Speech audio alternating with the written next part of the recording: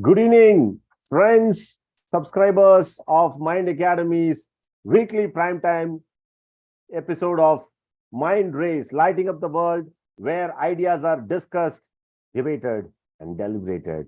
Here we are back with yet another episode of Mind Race. It's my pleasure and honor to welcome the founder director of Mind Academy to yet another episode of Mind Race, Sri Murli Krishnan sir. Welcome to Mind Race session, sir. Thank you, Bala, and good evening. Thank you, sir. So, the proof of the pudding is in the eating, as they say.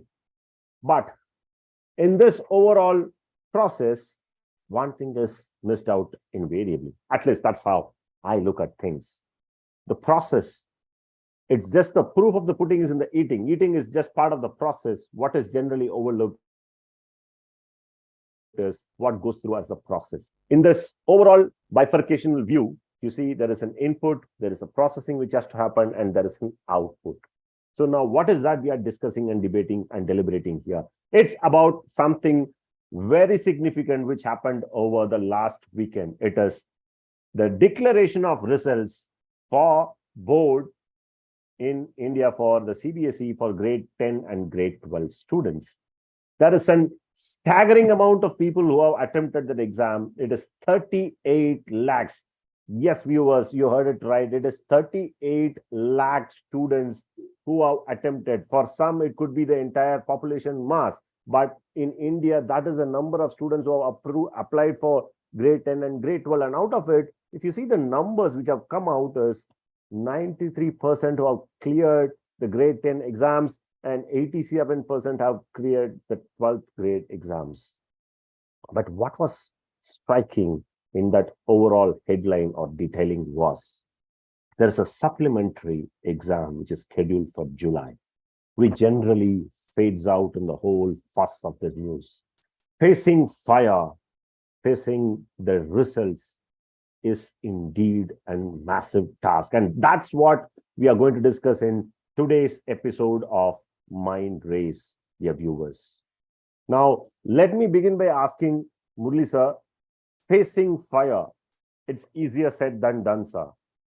But how critical it is to mentally get prepared for these kind of situations. A grade 10, grade 12, I still remember the scorings of these things.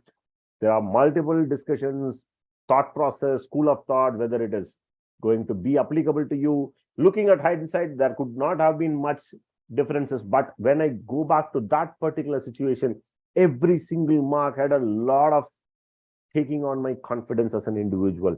But if things are not prepared, how this can make or break an individual, sir? What is your take on that? Good evening once again, Bala. And first of Good all, evening, let sir. me take this opportunity to congratulate those who have come out of those grade 10, grade 12 exams with flying colors. And, as we move forward, our nation itself is getting younger and younger. As you rightly said, close to 4 million of those who are past grade 10 or grade 12. They're all coming out to be an excellent task force which really takes our nation far young.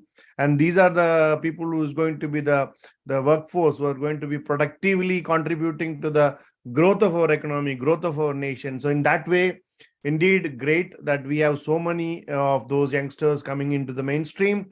So first of all, congratulations to all those who have, completed their 10th and 12th grade exams. Having said, the other side of the coin is what you rightly mentioned about, facing whatever the reality is and preparing. It's not only for this grade 10 or grade 12 exams. Facing anything which is not as expected is a difficult task, and how we can overcome is just to be prepared for, for the worst case scenario. That's how I look at it. Things in a, whenever we prepare for a task, either the task can go exceedingly well beyond your plan, or it can go as per your plan. And the third option is like it can, it may not go Very as true, very true, sir. Very true. So, whether it is exam, whether it is going through a particular subject, or whether it is, completing a project, it's all the more important that we are ready for all these three. and what benefit it gives is like, let's say when you talked about the third part of the overall process, like, if it's a failure, if you are ready to face that, you will be open for the learning that has come across. Any failure is like, there are a bunch of learning opportunities that we have, and if you are ready to face that, you will be more open, or you will be more receptive for the learnings that it throws to us.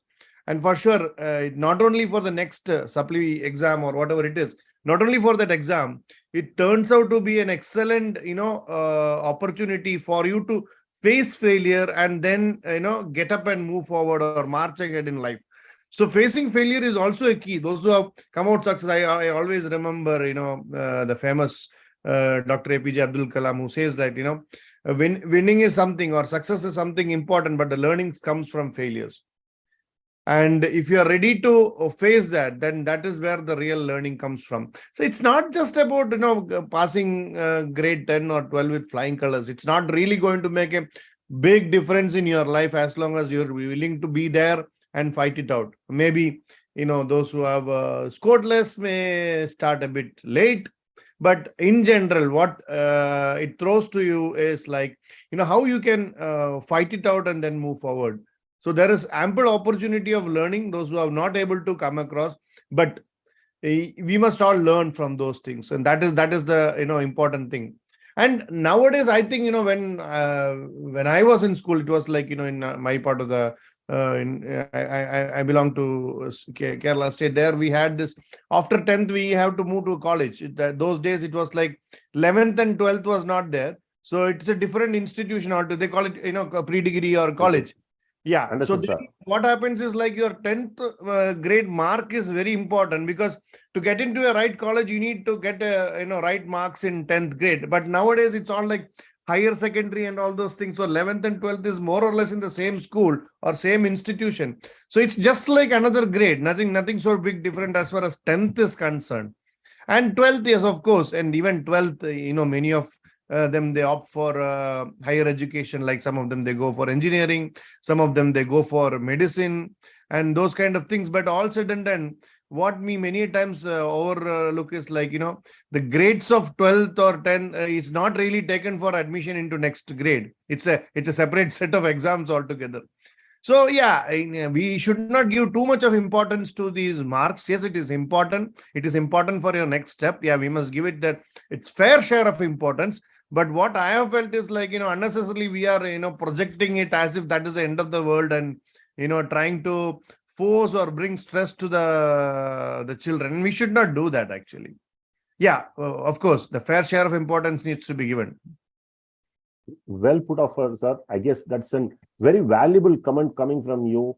You should always have this best case scenario, normal scenario, and a worst case scenario. Apply yourself, take it through.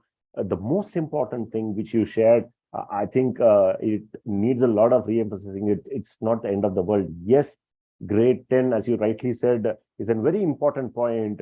Even there are cases where there is a dispute of age, people get back to the 10th degree certificate, but that's just a part of the process. As you said, it's not end of the world. It is needed, but it's not necessarily to be taken into a stressful zone. The reason why I'm putting forward, sir, we had, as you rightly said, 4 million people going through this process. There is 2 sad stories which came out across the weekend. 2 students who have appeared for the board exams, unfortunately, as you rightly said, like, probably may not ended up getting the intended results, couldn't take up that shock, that expectation versus reality was not matched up. Eventually, they gave up on themselves. What do you feel as an ecosystem should have been put in place for such situations, sir? Because it is a tragic news. Comparing 4 million to is mathematically, statistically could be it's not something significant. But when you see cost of one life, the whole journey which the parents have went through, the whole ecosystem have went through, have led them down. What do you feel should have been worked around for those students who might have had some expectation but did not get that? What should have been the actions taken from the ecosystem? And I say ecosystem, the school, the teachers, the parents, the friends, the relatives, the well-wishers. Yeah, Bala, actually, there are a lot of things that we need to do as an ecosystem. And as you rightly said, 2 is not a big number, but I'm sure that the number is not exactly 2. It could be like, it could definitely, it is more than 2. We just know only 2. That's what it is. But I've been, watching this news, like mainly suicidal tendencies within the youngsters, especially the school going, or especially those at grade 10, grade 12 and all. It's skyrocketing like anything. And it's something to connect with the stress level that we gave to this new gen, which makes them go ahead and do these things. If you really look at it, the numbers are really alarming. And I've always been, if you look back when we were in school, any kid when he grows up, there are 3 aspects to his overall development. One is like development at home. Second is like from society, and third is from from his school. So these 3 factors plays a very major role, or mostly these are the 3 elements that play a role in. And long ago it was like more or less they all acted like a family, a well-knit family. Very true, sir. Very society, like it needs to be taken back to when we were at joint families and all those things. It is not like mine, or those selfish tendencies were not there even in bringing up children. Today, a teacher cannot scold a child. Tomorrow, the parent will be there. Very true, sir. Yeah, so those things really had a big impact. Those things, especially when we were young, whether it's an uncle or auntie, we used to be, see all of them with great respect, and they all contributed in how we were brought up in terms of not only just parents. And equally important from teachers, we even now when we go back and interact with the teachers who taught us physics, chemistry, or maths in grade 6 and grade 7, I don't think those kind of bonding exist with the students and teachers of this generation.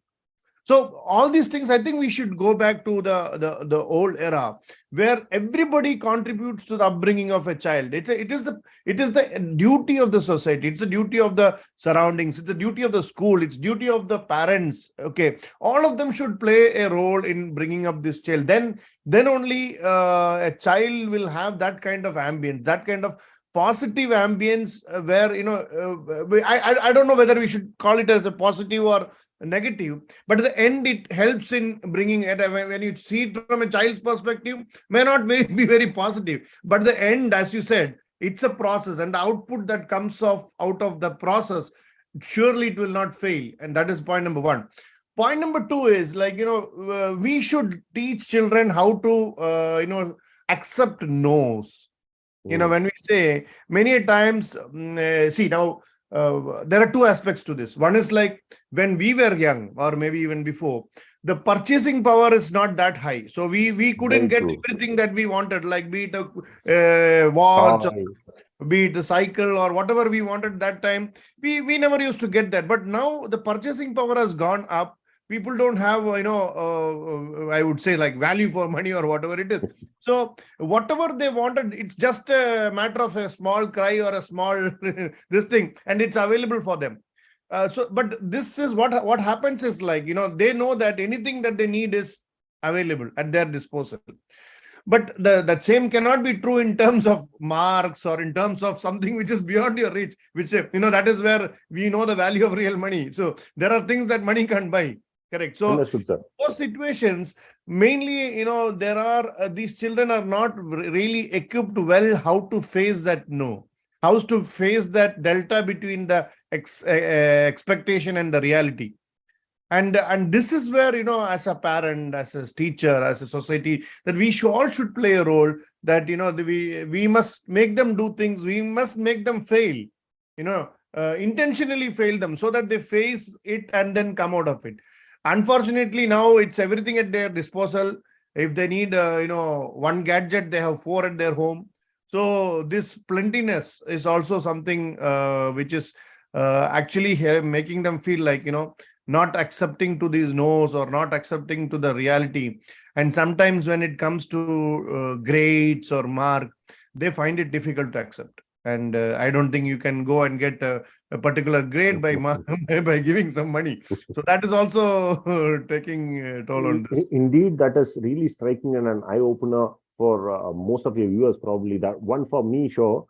Because as you rightly said, sir, social policing, I still remember the uncles and the aunts for all those kids in 70s who were born in 70s or 80s or early 90s had that care and affection. If parents are out, there is a neighboring uncle or auntie or probably a cousin, somebody will be there. So, and even when you're out, so probably you always felt that there is someone who's looking at you. So you were always watchful. So that helps you out not to take any incorrect directions. And as you rightly said, as the purchasing power increases, probably both the parents are working for sure. It's a positive sign for the economy. And but at the same time, those invisible eyes, they gave a sense of security as well. Well, it's both ways. Like, you feel exactly. like the parents feel like, our kids are in our safe kids eyes are always. secured. Yeah. I agree with you, sir. Now, with everyone engaged with their own stuff, and at times when the parents are not able to look in with genuine reasons, probably could be some office pressure, some other factors coming into picture. So then, with the social policing not in place, and schools, if they fail to understand each child being unique, probably, as you rightly said, sir, probably these kind of stress could go and cross the threshold line, which we hope and believe gets corrected at some time or the other, sooner rather later. Now, we have been so dull in the discussion, sir, and we have been on one side of the spectrum where, of course, the two lives which have lost, bless their soul and they rest in peace, hopefully.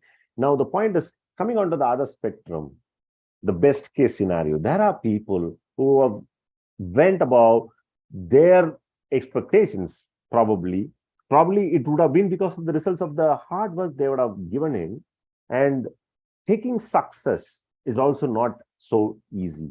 Facing failure needs a mental orientation, but attaining success and handling success is another spectrum which has to be consciously prepared for. So how students who have exceeded their expectations should be taking up with the outcomes, sir?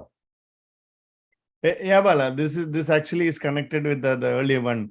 To actually to know the real taste of success, you must know the failures as well. And as we already, as they say, the more you grow, the more you bow. Those kind of things must always be there. So without failure, you cannot really taste the real taste of success. So understanding failure. So that is why I was in my previous answer, I was just mentioning about why we must intentionally make them fail at times, where which really helps them to understand the taste of success. And also it should not be, like being onto your head that, success. And we have seen this generally when, maybe in all, you would have noticed that generally if you see students who are really toppers at, in your school or in your college, and if you really look at their life in general, maybe, after 15 years or 20 years, when they're into their family, having their career and all, they are generally not very successful. Maybe they would have scored some marks, maybe they would have scored, get into some good college, good university, maybe they would have got some good job, but at the end, if you really see, I see hardly 5 or 10% are really successful in their life, really being kind of role models. We look at those high graders as a role model when it comes to in school or college, but that's not the case when they come in general. I'm telling, I don't want to generalize it, but there are more cases that, like they are no more role models when it comes to your life, when it comes about how they handle their team, about their leadership skills. So even though just my point is like, success by just getting marks beyond what you expect doesn't mean that it's really a success. Of course, you scored well in your exam, in your academics, but then that's not a yardstick for an overall success. So it's important that we understand, like, our next generation understand that, this is one aspect of life. That is it. whether whoever is giving too much of importance to this in terms of putting more stress, it's an aspect we cannot neglect it, but it is just another aspect that will also add value to our life. But there are many more. So those who feel like you have been successful in terms of getting marks, try to find that there are various other areas where you really need to improve. And if you're able to find those areas and try to back it up with the marks that you're getting in academics, that helps you to become an overall success, or overall, somebody being a role model kind of person for the peers or for the people around you. That's an interesting way of looking at it, sir. Like, if you have done well, understand that are you inspiring people? That is what it is all about. It's not about individual success, as you rightly said. It has to be a collective stuff. It has to be more giving. No point in being so self-centered. Give more, take more. So, and that's a very interesting line, sir. Now 4 million have done. Whether some might have exceeded, some might have met their expectations, some below par. That 4 million is done and dusted. Another 4 million is entering the foray this year in grade 10. Maybe more than 4 million. Maybe more than 4. So in grade 10 and grade 12. This is a beginning. There will be a lot of things knowingly, unknowingly adding up, creeping up. It could have been a just normal question from an passerby asking which grade you are. Probably that individual would have never asked this question before, but this will add up this so-called critical element, stress, to that individual who's going to board 10 and board 12 scenarios. What is your word of caution or word of advice to those students? It's 11 months roughly around from now. What is that you're asking them to prepare up, sir? Yeah, I'm a big fan of this word process, which you mentioned in the beginning as well, Balasi.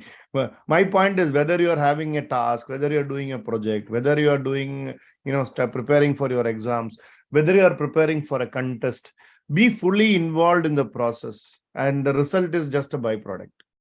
So, you mug up things and you go and you somehow manage to get 100 out of 100 without knowing the application side of what you have learned. It means nothing. Understood, so sir. As long as you're involved in the process, as long as you know how, you can apply 1 + 1 = 2 in your life, and that is where, real success comes. It's not just going and writing in an exam paper that 1 + 1 = 2. If you don't know how to apply it in life, then this 1 + 1 2 = 2 doesn't mean anything. But as far as you are in the process, you understand the concepts, you understand how to apply and where to apply and when to apply. And that is what is real transformation is, and that is what real learning is. And then, and if you're able to fully involved in the process and get to know to the details about each and everything, for sure result will come. Where it will go, nowhere it will go. But rather than focusing on the result, if you are just focusing on the result, then you are more stressed. You have unnecessary burden on top of it. You need to score A grade, you need to score A+, 100 out of 100, I need to be rank 1, whatever it is. These are all, immaterial things. And if you really ask, yourself, even like a grade 10 mark for a guy who is doing a secondary, this grade 10 mark has got nothing to do. Because you automatically get transferred to grade 11. Grade 11. As your pass mark. But how much of the concepts that you learned in grade 10 is important, because that forms the basis of your further, that's a foundation, right? Whatever you study in grade 10 is your foundation for grade 11 and grade 12. So if you know the concepts well, whatever be your mark, but if, mark is like, they're not going to ask you all the questions in that book, right? Very true, sir. So it's about just whatever questions they are, your mark. So that itself shows that the mark doesn't, measure you at all. But if you are involved in the process, if you know the application side of it, if you know the concepts well, that helps you to succeed in life, not just that numbers. Very true, sir. Indeed, as you said, if you are just going to follow the process, then you don't have to be even worried about the results. That should be close about to the expectations is something which could be expected when it comes to process, unless and until there are some uncontrolled factors which come into the picture. Now, as we are discussing, there is one spectrum, grade 10 to grade 12. That transition is going to happen within the school spectrum. There is another spectrum which is going to be, in other ways, and other face the fire situation, the great dwellers. For quite some time, invariably or not, it would have been within school premises, probably within the same school premises, but it is going to be school premises thus far for them. But now there is a giant leap in the overall process again as an individual. They are going to get into college. It could be arts, it could be science, it could be engineering, it could be medicine, it could be anything. How is that one to be prepared of getting into this transaction, coming from a comfort zone where mom is there giving you a wake-up call, dad is there giving you a word of caution whenever he observes that you are getting drifted. Now, from all these cushion, there's going to be a change in the overall environment. How one has to be prepared? Your thoughts and insights on this, sir? Yeah, Bala, when they move from grade 12 and beyond, probably up to 12, they are in their teens, and now they're moving into youth, going to be really independent. But the whole process should start, in my opinion, from grade 8, grade 9, those times, so that they really know where they want to go. I've seen, many of them, even when they are doing their 12th, they're not very sure about where they want. I'm not telling that we need to be very precise, but at least they should have an overall flair about what is that area that you want to go, if it's biology or if it's math. So at least those clear focus towards a direction where they want to go. If that is there, then that makes their life more easy. And second point, which is, as you rightly mentioned, they are going to be away from their home. Very, very few get a chance to study from home. So it's definitely going to be in a hostel or somewhere away from their home. But my point is, that is the time when you can be really try to feel, that maybe taking decisions on your own. So there is a big message here for the parents as well. Rather than spoon feeding them till grade 12, try to guide them. I would say the word only guide them to take decisions on their own, whether it is traveling, whether it is trying to be away from home. Try to expose them to various programs where they can be alone, like there are summer camps which are available. So these are the areas which parents can play a major role in trying to guide them and be independent, so that when they come to a stage after grade 12, when they really want to be away from home, studying in a hostel or somewhere, this comes handy to them. So that's a preparation that parents can help them or guide them to go through, so that they become more independent, and it becomes handy when it comes to college or university. That is indeed a very important point. I think those viewers who are looking into it, if you have a kid around you who's in grade 8 or grade 9, that's a very clear and very important message coming from Murli sir. Let them be independent. I really like the point which you have shared, sir.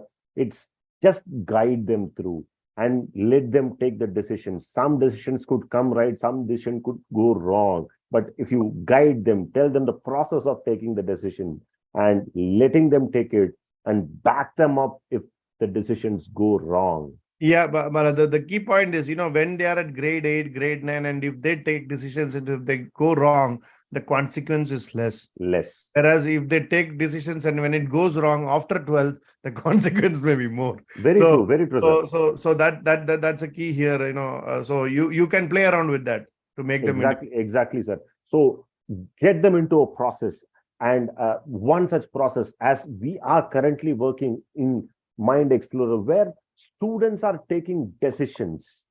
Programs like Mind Explorer, where students are given a situation, simulations where they have to deliberately taking decisions, and that is the key. Not necessarily they should be coming for Explorer. Of course, it's a program where they can transform themselves, but expose them to such avenues where students are independent, taking decisions on their own. And if, as Murli sir said, goes wrong, the consequences are less and can be brought back into a normal shape. And that is easier said than done. It takes a lot of convictions from the students, parents, and the ecosystem as well. Thank you, Murli sir, for throwing a light of varied topics from facing the failure to handling success and how the next generation should be working around. Most importantly, how important it is to be independent in life, to be a successful individual, invariable, whether you are successful or you're coming across a failure. Thank you, sir. Thank you, brother. Thank you, sir. Dear viewers, that was yet another episode of Mind Race where Face the Fire was discussed post the important results announcement for Board 10 and Board 12. It's an important aspect as many are going through. If you're having any student in grade 8 to grade 12, just spread the word. Let us be part of this and positive social ecosystem where we add value to one another and back each other. With that note, it's Team Mind Academy signing off for this week till we fall back again next week. Take care.